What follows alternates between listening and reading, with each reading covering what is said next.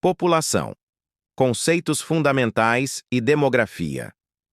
Em 2022, a população mundial chegou a 8 bilhões de pessoas, de acordo com estimativas do Departamento do Censo dos Estados Unidos, que servem para orientar políticas e investimentos. O crescimento populacional global tem diminuído, mas de forma desigual. Enquanto países europeus estão diminuindo sua população, o continente africano e algumas partes da América Latina e da Ásia continuam crescendo muito. Entendendo a população. Para que um governo possa planejar bem, como controlando doenças de idosos, equilibrando a aposentadoria ou construindo escolas, é essencial saber se a população está ficando mais velha ou mais jovem. Essa contagem da população é chamada de censo demográfico e costuma ser feita a cada 10 anos. O estudo depende de coletar e analisar esses dados. A população absoluta é o número total de habitantes de um lugar, independentemente do seu tamanho. Esse dado numérico é calibrado pelo censo. O Brasil é considerado um país populoso, com mais de 214 milhões de habitantes estimados pelo IBGE.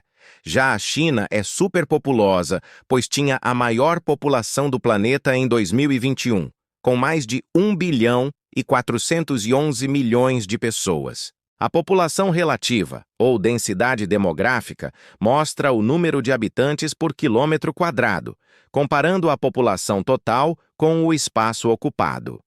Isso define se um país é muito povoado ou pouco povoado. O cálculo é feito dividindo o número total de habitantes pela área territorial.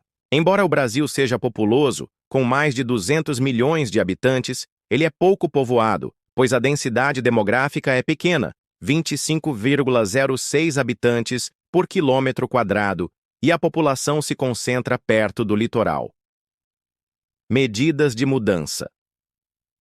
A taxa de natalidade é o cálculo do número de nascidos vivos a cada 1.000 habitantes durante um ano, sem contar os natimortos. As taxas mais altas estão nos países africanos e em partes da Ásia, como Oriente Médio e Ásia Central. As taxas mais baixas se encontram principalmente na Europa, América do Norte e também no Brasil. Isso mostra que há uma ligação entre a taxa de natalidade e o nível de desenvolvimento de uma região. A projeção de natalidade para o Brasil em 2022 era de 13,56 por 1.000. Para calcular essa taxa, você multiplica o número de nascimentos por 1.000 e divide pelo total da população. Essa taxa tem diminuído no Brasil por diversas razões nas últimas décadas. A taxa de mortalidade mede o número de mortes em um ano, a cada 1.000 habitantes. Para o Brasil, a projeção para 2022 era de 6,67 por 1.000.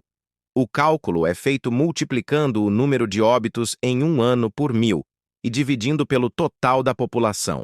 Quanto pior a qualidade de vida em um país, mais essa taxa afeta a demografia. Países subdesenvolvidos, por exemplo, costumam ter altas taxas de mortalidade. A taxa de mortalidade infantil representa o número de crianças que morrem antes de completar um ano de idade, em relação a cada 1.000 nascidos vivos. Ela é um indicador muito bom para medir a qualidade de vida de uma população.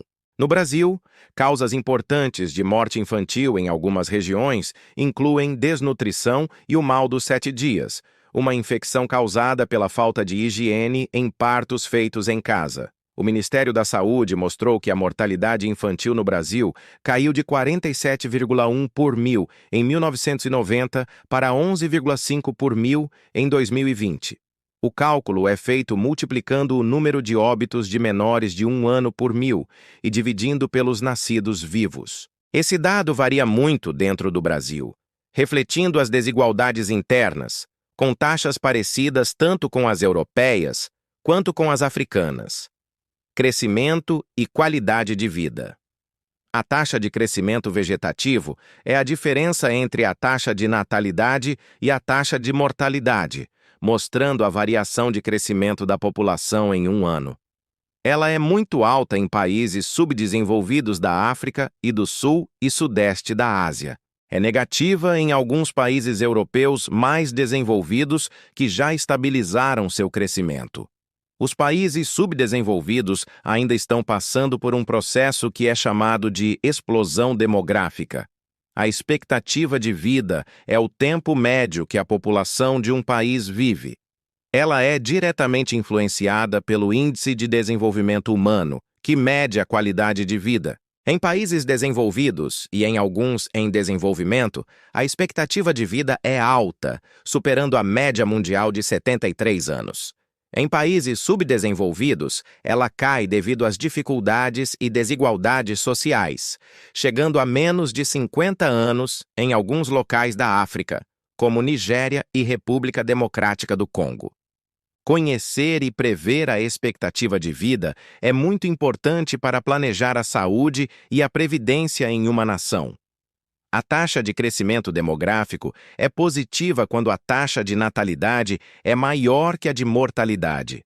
Mas o crescimento total de uma população também inclui a migração, ou seja, a entrada de pessoas. Essa taxa considera o crescimento vegetativo do país, somando e subtraindo a migração registrada no mesmo período.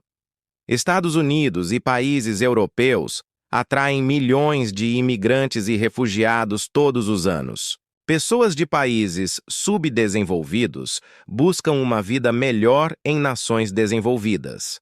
A migração de refugiados se tornou um grande desafio humanitário global, resultado de grandes desigualdades regionais e instabilidades políticas.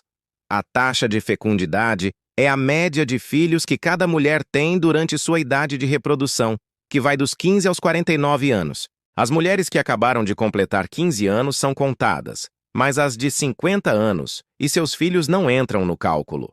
Essa taxa é útil para analisar as tendências de natalidade. No Brasil, a taxa caiu de 6 filhos por gestante em 1960 para 1,75 filhos em 2022. A queda é explicada por vários fatores, como a entrada da mulher no mercado de trabalho, o uso de métodos para evitar a gravidez, o planejamento familiar, a mudança do papel da mulher na sociedade, a maior igualdade entre gêneros e o aumento do custo de vida. Superpovoamento. O conceito de superpovoamento não tem a ver apenas com a alta densidade demográfica, mas sim com a má qualidade de vida em uma cidade ou país.